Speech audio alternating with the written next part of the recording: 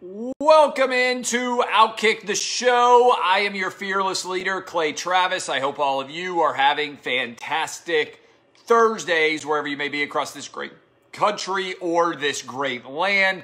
We got a lot to dive into, but I want to say right off of the top, really cool news as we continue to return to normalcy. How about the state of Texas, according to multiple reports I was just reading, has now said that beginning June 1, not only are pro sports able to be played in the state, but beginning June 1, they are able to be played with 25% of the crowds present. Think about how wild that is. Texas is going to allow crowds to be present for pro sporting events beginning June 1. Meanwhile, in Pennsylvania and Michigan and other restrictive states with delusional governors, you can't even get your hair cut yet. How wild is that? You can go to Legoland tomorrow in Florida, but you can't get your hair cut in Pennsylvania.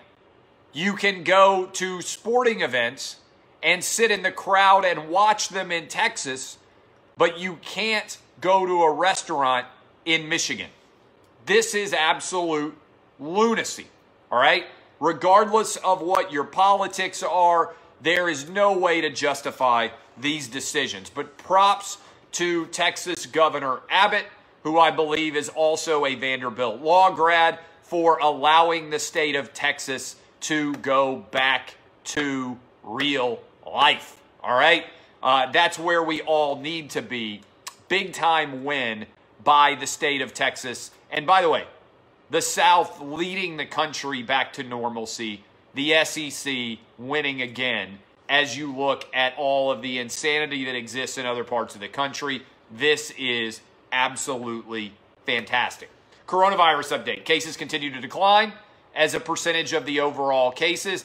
In the states that opened up, Florida, Texas, Tennessee, Georgia, rates of infection continue to decline. Number of hospitalizations continue to decline. Number of deaths continue to decline. We will have Florida Governor Ron DeSantis on the show tomorrow. Remember, Florida Governor Ron DeSantis will be on the show tomorrow, the radio program at 8:20 a.m. Eastern. Encourage you guys to check it out. I think you will enjoy that conversation. We are headed for a fourth day, roughly in the last 5 days, where the number of deaths in the United States from the coronavirus has been under 1,000 across the nation. Putting that into perspective, every single day, around 7,500 people die. So we are now at the point where deaths from the coronavirus have become a substantial minority of overall deaths in the country. Most people aren't even noticing the 6,500 or 7,000 people who are dying of things other than the coronavirus. So all of these are incredibly positive directions that we are moving. Now, I'm not positive about everything. I think MLB and the NBA are engaging in nonsensical behavior. And let me explain what I mean. England and Italy both have wildly more substantial per capita death rates than the United States. A lot in the media won't talk about it, but Italy and England nearly twice per capita the death rate as the United States from the coronavirus, okay? Most people won't talk about it. They just look at raw numbers. They don't look at the actual data. Per capita death rates, widely much more substantial in Italy and in England. Yet in Italy and in England, by mid-June, they are going to have both Serie A and the EPL, their big pro soccer leagues, back up and running. Question for everybody out there. How is it possible that Serie A and the EPL, both in countries with a drastically higher rate of death than the United States, can both be back up running months before the United States can get back to team sports? This doesn't make sense to me at all, okay? MLS, not up and running. NBA, not up and running. Major League Baseball, not up and running. NHL, not up and running. How is it that the EPL in England and Serie A in Italy, despite the fact that they have way more severe death rates than we do, how are they able to get their sports back up and running and we cannot manage to do the same here? This is an indictment of American team sports, of their leadership, of their players, and of their ability to look at data and make smart business decisions for their teams, all right, and leagues. Look, Major League Baseball is driving me insane. Major League Baseball, I think, is driving a lot of reasonable people across the country insane with their inability to come back and start to play. Baseball is a naturally distancing sport. They're back up and running in Korea. They're back up and running in Japan. Soccer is more dangerous. They've been playing in the Bundesliga for a couple of weeks already. This is too dumb. This is absolutely not a smart way of progressing if you are Major League Baseball. And what's wild now is Major League Baseball could theoretically, under Texas law, be playing in outdoor stadiums with 25% of fans present. While Major League Baseball players are sitting around and arguing with the owners, in theory, they could start to play tomorrow in front of fans with 25% capacity. Lots of Major League Baseball stadiums don't even get to 25% capacity in early season games. This is lunacy, all right? I don't understand what they are thinking in Major League Baseball. Somebody needs to put them in a room. I said this on my radio show this morning. Put them in a room. Maybe it needs to be the President of the United States with a mediator. I could do it, and not let them leave until they are able to reach a conclusion. Don't let anybody get on their phones. Don't let anybody tweet how mad they are, how upset they are, how this deal's a non-starter. Put them in a room. Tell them not to come out until they have a workable deal, or we're going to end baseball's antitrust exemption. How quickly do you think Major League Baseball would get a deal worked out if politicians said, unless you get a deal worked out in the next 24 hours, we are going to introduce a bill to remove your antitrust exemption? Almost immediately, they would have a bill worked out, and this would be an immediate fix, all right? This is the direction that we need to be going. NBA. NBA is now going to Disney World. And again, we're going to have Florida Governor Ron DeSantis on the show tomorrow. That's the report anyway. Let me just ask you this.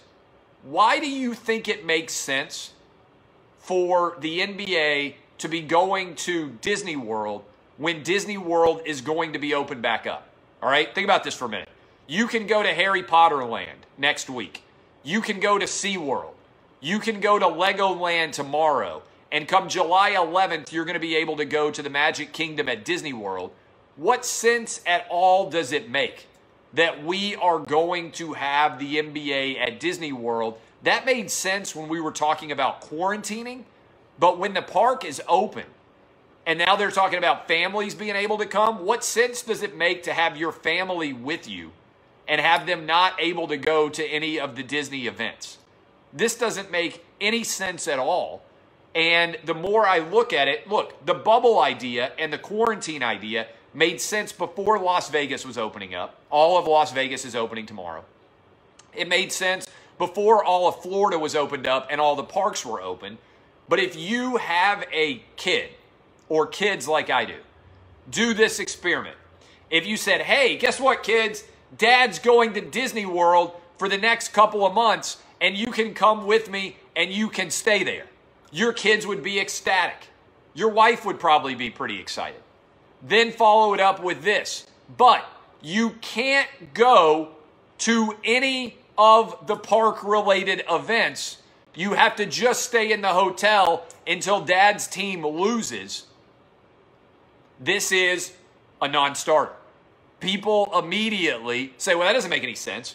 Why would I go to Disney World and not actually go to the events and the places at Disney World when everybody outside of my hotel room is lining up to go to Magic Kingdom and to Animal Kingdom and to Epcot, and I got to stay in the hotel?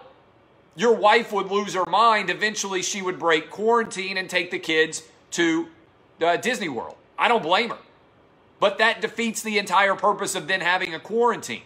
And somebody else's kids will do it, and then your kids will be interacting with them. There is no way at all that the quarantine at this point makes any sense at all. Speaking of not making any sense at all, the NBA's decision as it pertains to China and Hong Kong is the most hypocritical in the 21st century in sports. The NBA allowed China to tell it to shut up and dribble. Steve Kerr, Greg Popovich, LeBron James, James Harden, you go down the list of coaches and players. Instead of supporting democracy in China, the NBA shut up and dribbled and did exactly what the chairman over there told them to do. But in the process, the NBA even had the audacity, players and coaches. Steve Kerr said it's a complicated situation when he was asked whether he supported democracy in Hong Kong. LeBron James said the First Amendment has drawbacks when he was asked about Hong Kong protests. Have you been paying attention to the news? One of the biggest incursions of liberty in our modern era, China has effectively ended democracy in Hong Kong. You now can go to jail for 5 years if you protest in Hong Kong. You now can go to jail for 3 years if you don't show proper respect for the national anthem. LeBron James wanted to be a Colin Kaepernick stan. He defended Colin Kaepernick to the end of the earth. He wore his jersey. He wears his gear. He won't say anything to China, even though they are taking away human rights from millions of people around the world. China took advantage of the coronavirus to invade effectively Hong Kong and end democracy in that area. And most people haven't even noticed. The NBA players and coaches now look like fools even more than they did before. They wouldn't support the protesters, and now the protesters who wanted democracy and basic human rights, they don't have it anymore. And by the way, that story's getting almost no attention because the media is too obsessed with fear porn when the real story in the world these days, the biggest story in the world, is who is going to set the agenda in the 21st century. Is it going to be American expressions of human rights and freedom, or is it going to be Chinese version? Because right now we're in a new Cold War with China, and the inability or unwillingness of the American media to recognize what is going on in China, while simultaneously not being willing to call out the human rights abuses that go on there on a regular basis, while pretending that isolated outlier incidents like the one in Minnesota, which is unfortunate but not representative of what happens on a day-to-day basis between police and between authorities. Police should be prosecuted when they commit crimes. But the media's obsession with covering outlier negativity in the United States while ignoring outright human rights abuses in China should not be allowed to stand. This is the #1 story in America and in the world, and most people are not even noticing. It's ridiculous. The NFL has voted down a proposal that I liked. The NFL had a proposal to change and amend and add to the onside kick rule. Did you guys hear about this? 4th and 15 from your own 25. Instead of kicking an onside kick, you would get possession at the 25-yard line with a 4th and 15 and a chance to convert there and keep possession of the ball. I loved everything about this. I loved this rule. I loved the idea. I loved how inventive it was. It was shot down. 24 voters out of 32 owners have to vote to approve it. It was shot down, finished tied up 16 to 16. This is a rule that needs to be implemented. It's moving and gaining in popularity. Average fans need to talk about it more so that old owners will realize how much better of a rule it is than the existing rule which exists for onside kicks. Finally, we'll start off with things. First of all, the Michigan president. Remember the Michigan president who came out over Memorial Day weekend and say he doubted whether there would be any sports? He's now reversed his tune pretty rapidly, and he now says that he expects that Michigan will have students back on campus, and as a result, that they will be playing football at Michigan this fall. Your boy told you that would happen. The boosters got to him. The donors got to him. Everybody who has influence at the school said to the president of the school, "What are you saying, you idiot? Get back in line. We're playing in the big house come fall." So Michigan's going to play. The Big Ten's going to play. Iowa has announced they're going to come back to campus. Every Big Ten school can make an announcement on their own. But this was, I thought, significant because now there's really not any detractor about college football coming back. All right, this is a big story. Connecticut, transgender rule. Did you guys see this? There was a lawsuit filed arguing a violation of Title IX based on the fact that Connecticut State High School has been dominated by transgender females. That is, men who have decided to be women were in a high school competition in Connecticut absolutely dominating actual women in Connecticut high school sports and winning many of the Connecticut State championships, in many cases even setting records in the process. This lawsuit was filed, and it was announced today that the rule allowing transgender athletes in Connecticut to compete was a violation of Title IX. So this, to me, is when I like to see the logic explosions over identity politics that have become the reality in our country. I want you to think about this for a minute. We are told that if you change your gender, you are a hero. But if you change your race, you are racist. Somebody explain how that logic lands and makes sense. All right, I'm going to repeat it, and I'll give you a couple of examples here.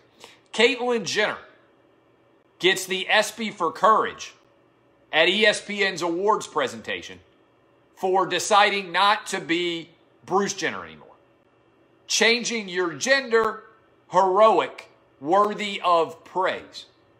Rachel Dolezal was a white woman who pretended to be black, and her decision to pretend to be another race was racist. Now, I don't particularly care what race people are. I don't particularly care what gender other people are. I don't even care if you decide that you want to be a different gender and a different race simultaneously. It doesn't matter to me at all.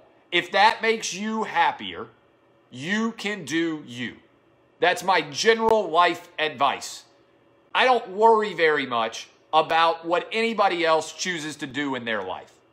But if you are going to decide what is societally appropriate and what is societally inappropriate, how can anyone with a functional brain explain to me why it is heroic to abandon your gender, but it is not heroic to abandon your race?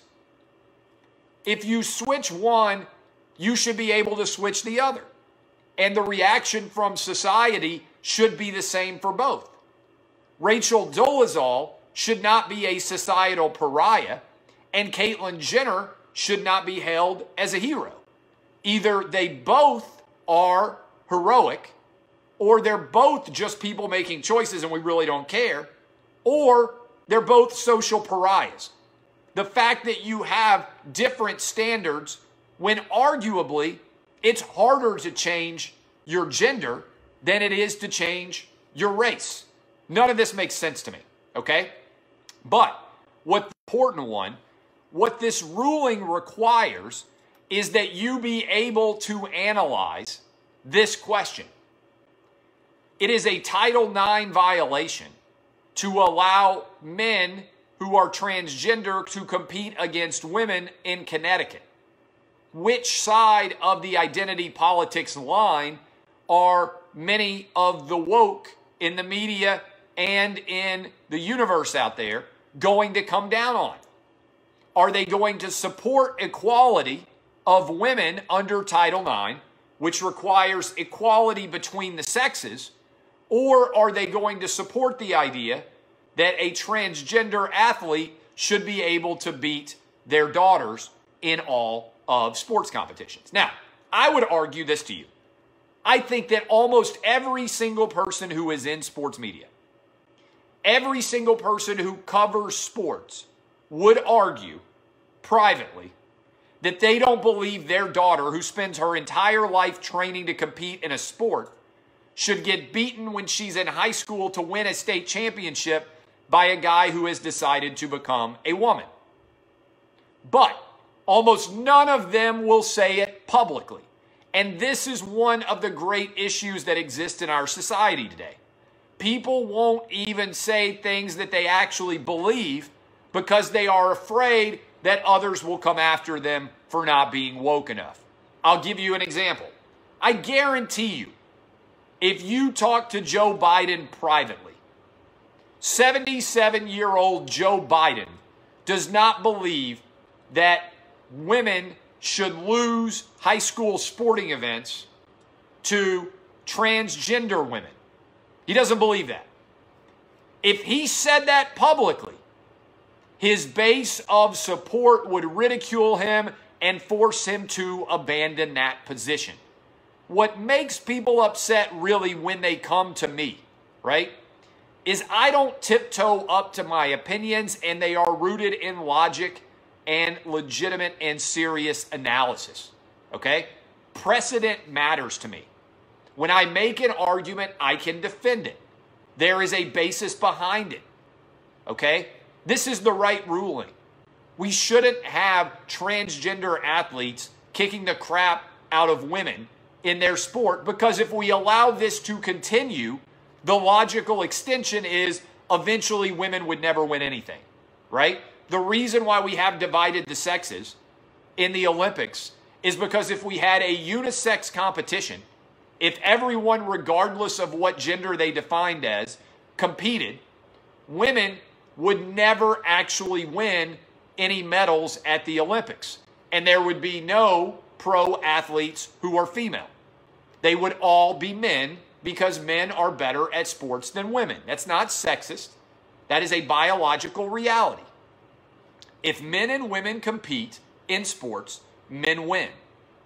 If biological men who decide to become women compete against women, most of the time, those biological women will lose to the transgender women. That's what's going to happen. This is science. This is biology.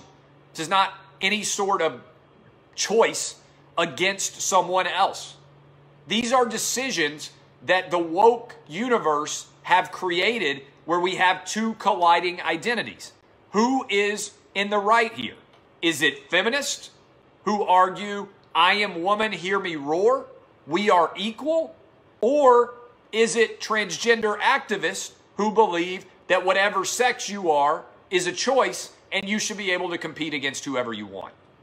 And this doesn't even get into the decision about whether anybody should be receiving treatments to change their gender before they're 18 years old, which I think is an incredibly risky decision. I think any massive decision that you make while you are still a minor is oftentimes, especially to change your body for life, is oftentimes a very dangerous thing to do, because think about this, when you were a teenager, how many awful decisions did you make when you were emotional and you were going through adolescence? Every single person out there, when they were 15, 16, 17, or 18 years old, made a bevy of decisions that were insanely dumb, that later on in life you wish you could go back and reverse. Why should we allow anyone to make those kind of decisions as minors? I mean, that's a straightforward question. Just like I don't think it's smart to allow somebody to get married at 16 years old. I don't think it's smart to allow someone to make a life-altering decision by choice at that age. I don't think it's smart. You could think you're the smartest 16-year-old ever. I don't think a 17-year-old should have a baby. I don't think you should be like, you know what? I'm ready to get married at 16 and have a baby at 17. I would lose my mind if one of my kids argued that they wanted to do that. Making life-altering decisions under the age of 18 is, I believe, a really bad precedent to set, but props to Connecticut for getting this one right. Transgender athletes should not be competing against women and setting their state records. This is a very logical, sound analysis. I'm on the side of Title IX, but this is going to make left-winger woke media's head explode because they don't know what the actual decision is going to be in the eyes of the woke police. All right, I love all of you. I believe I have talked about everything that I said I was going to talk about here. My name is Clay Travis. DBAP, unless you want to SBAP.